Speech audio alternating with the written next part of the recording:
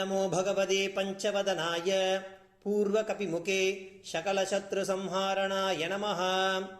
ஓம் நமோ பகவதே பஞ்சவதனாய தக்ஷிணமுகே கராலவதனாய நிருசிம்ஹாய சகலபூதப்ரேதப்ரமதனாய நமः. ஓம் நமோ பகவதே பஞ்சவதனாய பஸ்சிமமுகே கருடாய சகலவிஷஹரணாய நமः. ஓம் நமோ பகவதே பஞ்சவதனாய உத்தரமுகே ஆதிவராகாய சகலசம்பத்கராய நமः.